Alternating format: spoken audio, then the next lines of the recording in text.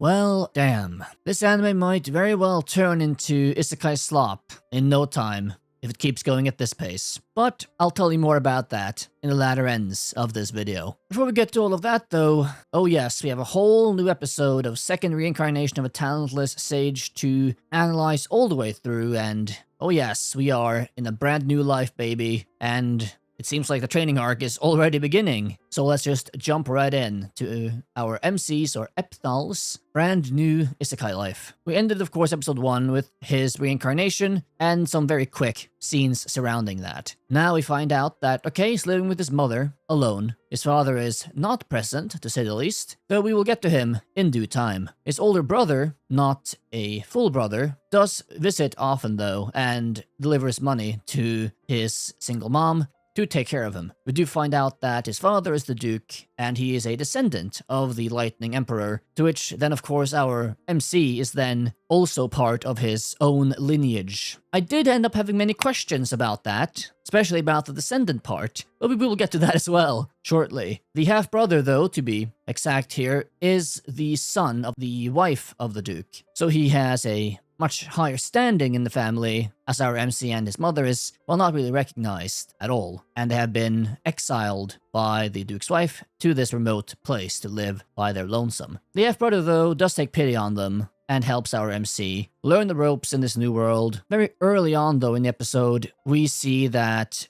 the brother and the mother both want our MC to join the military academy, as they already know he has no magical aptitudes, though, to be fair, at least the MC does blurt out immediately, hey, I'm actually super powerful, I'm the reincarnated, powerful sage from before, but he doesn't really get to finish his sentence in time, so on to the military training arc we go. We do further find out that the half-brother also went to the military school, even though he does have magic aptitudes. He wanted to, I suppose, spite his family somewhat, so he went that route, though being a magic swordsman is its own nice thing as well, I suppose. And he does train our MC through a handful of years until he reaches, well, maturity, basically. Of course, our MC does always want to actually follow magic and continue studying magic, as was his big goal in life, well, his last life, to be fair, which does, early on in the episode, prompt a test by the half-brother to match his magic if he wants to be let into the Magic Academy instead of the Military Academy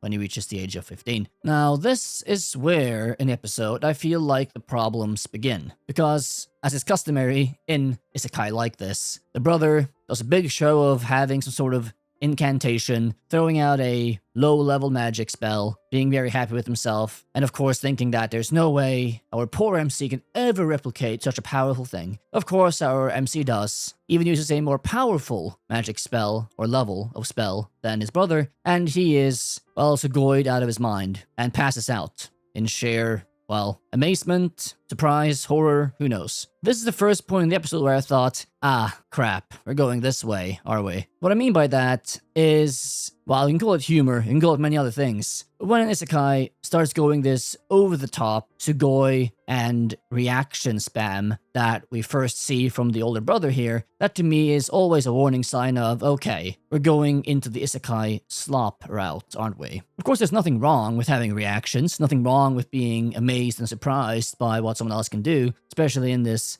setting, but as we see, when the brother faints and has his whole reaction, as well as when he wakes up, and you have some more scenes with the headmaster of the military school later in the episode, all of these things to me cement just what type of anime this wants to be. You can have reactions, you can have humor, you can have these sort of over-the-top things in ways in serious anime or serious stories, serious narratives, but when it is done in this specific way, at least to me, it is a telltale sign of a specific type of, well, I'll call it Isekai Slop, that does not take itself too seriously, and you know you're going to be in for a very casual, over-the-top, not really serious story, with just some fun power fantasy elements throughout, and not really much else. So-called sugoi shows, you might say. at this point in time. This is not to say that there's anything wrong with silly shows, but after all I have seen, after all the countless isekai I've seen, well, I do hope for a bit more than just that. This brings me, though, into the regression of skills, as was already hinted at in the synopsis of this show from the beginning. Obviously going by the reaction of the older brother, and then further on when the MC reads a modern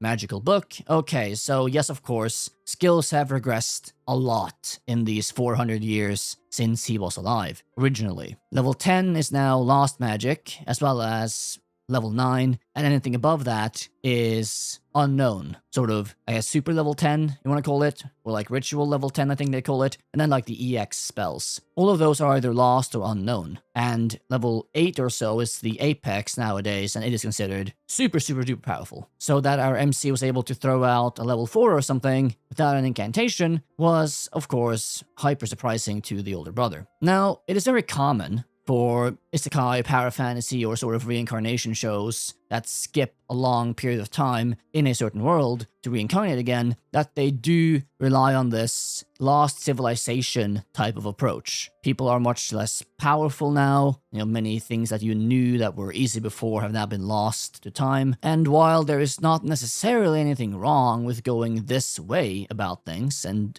doing this approach to making our MC powerful in context, it does always irk me if they don't then further, at least in the future, in Season 1, explain exactly how this came to be. Because I'm not going to be satisfied with just a slapdash explanation of, well, these things were just lost, TM, and that's that. I would like to know exactly how people regressed. Why did skills go down? Why did these powerful spells become lost? Why were some elements retained, like the ability to test aptitudes, while others were not, like higher level spells? If they do not explain this in any way, shape, or form, to at least a somewhat satisfactory level, then I am going to be, well, disappointed once again in this show. Hopefully, though, we have a lot to look forward to in that explanation of things. All of this, though, does end with the MC wanting to stay incognito, at least for now, and doesn't want to showcase his power to anyone, and convinces his older brother that, well, he hallucinated the entire thing, which I suppose he accepts. How long can he keep himself concealed? Well, probably not long because, well, you know what kind of show this is already. And that brings us to another potential issue with this show. Before that, though, do please remember to like and subscribe if you're enjoying the video, and my commentary and analysis here greatly helps out the channel, so thank you kindly for doing that. Now, the convenience of developments in this show is also something that might irk me, though it was far from super prevalent in episode 2. Specifically, I am referencing that the MC, who we know is hyper-focused on magic, learning magic, researching magic, reaching new heights of magic, etc., etc. And you would imagine that if he had books in his house regarding magic at all, he would have read all of them by this time in his life, for sure. Yet he only finds out about the regression of magic levels after he shows off his power. This to me is hyper convenient, and it does not make sense to me that he has not just read this book already a long time ago, or at least the second he got it, and already knows all of this beforehand. Now, you can always make an excuse to make this make more sense, but it is not explained at all, which leads me to simply think that, right,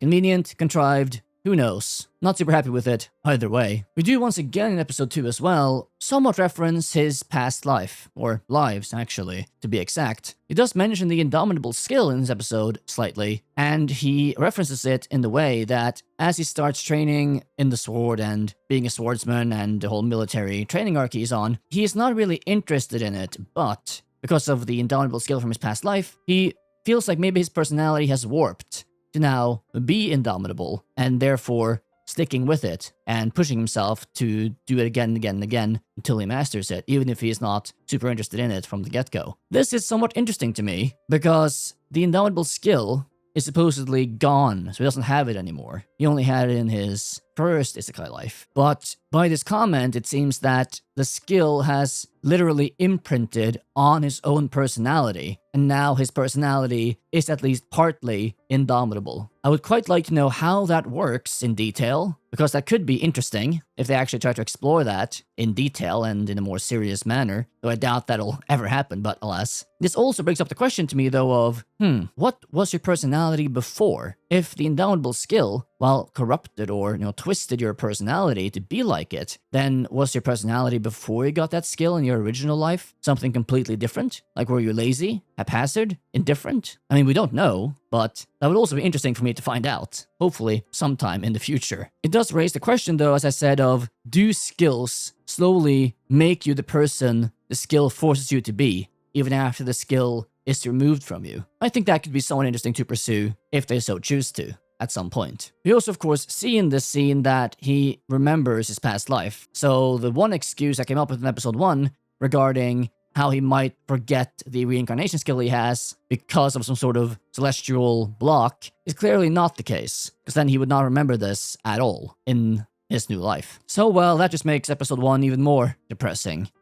Moving on, we actually also see a snippet of his first life in this episode. He is doing judo, right? I'm not making a mistake there. And he's maybe a black belt, who knows? But he uses a judo move to then beat the headmaster later in the episode. So he was from the real world originally, which also raises many interesting questions again. So since he was from Japan, supposedly, originally, then he should have many skills and knowledge and information from a modern world that he can use, I suppose, both in his prior life and in this new life. He doesn't really seem to remember, though, his original life, only when it is convenient, question mark. If he is able, though, assumingly, as he can remember his last life seemingly well enough, then he should also be able to remember his original life well enough if he tries, right? And in that case, if he does not make use of all the information, all the skill, all the things he should know at a base level, living in a modern world to solve issues in this new world, if and when it comes up, then I will once again be very disappointed and very sad. Epthal does eventually warm to swordsmanship, though, after beating himself against it for long enough, though he still is adamant about while pursuing magic, and he will run away from home to not attend military school at the age of 15 if he has to. Now this brings us to the Duke and the latter parts of this video. So as I said before, the Duke is a descendant of the Lightning Emperor, our MC's last reincarnation, and of course our MC is then also a reincarnation, or rather, a descendant of himself as well. This made me wonder, okay, so I suppose that maybe the reincarnation rule is that you have to be a descendant of yourself to reincarnate in the same world. Who knows? I doubt the anime will ever really mention more about this, but could be an interesting note. The most important part about this, though, is that since the Duke is a descendant, and of course then by extension our MC, that means our MC Epthal in his previous life as the Lightning Emperor must have had children, at least one. But there's not a single mention of a child in episode 1, right? I didn't just forget that. So how can it be that the MC did not mention having a child whatsoever in episode 1 at all? And Merlin is supposedly sort of his child in the way that he raised her from like a kid up, but there was no other mention of an actual child of his own. And even on his deathbed, he does not think about any child he might have at all before dying. So the only reasonable conclusion I can have then is that he had a child, but he didn't know about it because maybe he was not told or some other random reason. But if we find out that he knew he had a child and he just never mentioned it and seemingly didn't care about it and rather focused on pursuing magic instead of protecting and raising his own child and not even thinking about his child on his deathbed, well, if we find that out, if that turns out to be the case later in the season, then oh boy, will I have something to say about our main character. For now, though, we'll be kind and assume he just didn't know he had a kid. And that brings us to the Duke. Finally, after 14 years in this new world, or new reincarnation rather, his father, the Duke, is okaying to meet him. He's never been recognized, but now he wants to meet him. I suppose after being prodded by his half-brother to finally do so. Of course, yes, the mother and brother is emotional that our MC might finally be recognized as a son, or at least be recognized in some way and form by his Duke father. But that also brings up the issue that we just met these people. We have no attachment to them. Their emotional reaction to this does not affect us at all, which is a big problem when you do these sort of quick startups that isekai are very known for. Instead of investing time and energy into building characters, a family, getting us invested and having us learn about these characters over the course of multiple episodes or even many episodes, you're just thrown in, you barely know them, and you can't relate or connect with them at all when something big and emotional like this happens. It just falls flat. Anyway, let's not go into a rant on that as well while we are here. Our MC goes to meet the Duke, of course, and yes, that is when we find out that no, he has no interest in recognizing him as a son or anything of that sort. He seems to be sort of a snob, a dick, a douche, and the only thing he's happy about is that once he is now an adult at 15 and goes off to, well, college, quote unquote, he won't have to pay for his expenses anymore. Yay. And he seemingly just had him on a whim as well, further while debasing him as a good father, to say the least. And the episode does end with the not unexpected development of this, where the Duke father orders his, I assume, oldest son to test our main character, to make sure that even if he goes to military school and not magic school, that he does not embarrass the family name, even if he is a bastard and unrecognized. I can only imagine that in episode 3, we will have a proper test of strength, and that might even be when he is forced or chooses to use magic to show his prowess and power, and that will in turn enable him to wrangle his way into magic school in some way and form. Hopefully as well, our MC will start to fix the family name, because, well, if I was reincarnated as a descendant of, well, my own family line, and I saw a family member or descendant acting this way like the Duke does, well, the first order of business for me would be to fix all these things, because I would be highly embarrassed and upset about what these people were doing in, well, my name,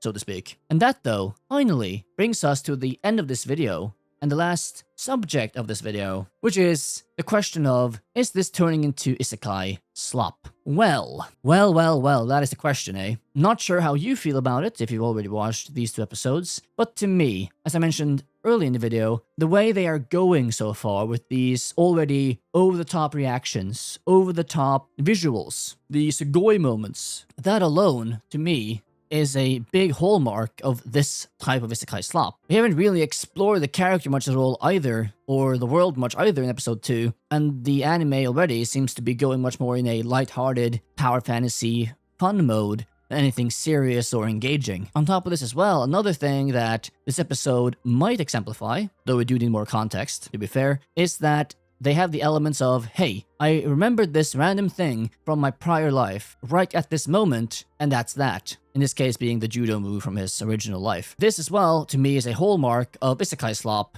where they only remember things that benefit them or they need at the exact time they do need it, but they never really seem to explore the knowledge or information they have of their entire prior lives until the exact moment they need a specific type of knowledge to solve a specific problem and then move on. These things put together in episode 2 do make me lean decently towards this becoming average Isekai Slop. Of course, I still have hopes that, okay, this could turn out to be decent, but my excitement that I had up until the 20-minute mark of episode 1 has diminished by a considerable amount by the end of episode 2. So I would far from recommend it to anyone after watching the first 2 episodes, but maybe it'll turn around and it'll turn into a recommendation by the end of the season. Copium. What are your thoughts though? Do you like this episode? Do you like the show so far? Do you think this is turning into Isekai Slop? Leave all of those in the comment section down below. And if you're interested to watch more videos from me on this new season regarding power fantasy or isekai, then you can check out this video I did on episode 1 and 2 of The Villager of Level 999, or this video where I cover the first episode of Saint No Amanol Works Made. With all that being said, I do hope you enjoyed this video. If you did, remember of course to like and subscribe as always. Hope you have a good day, keep watching anime, and I will see you all next time. Bye bye.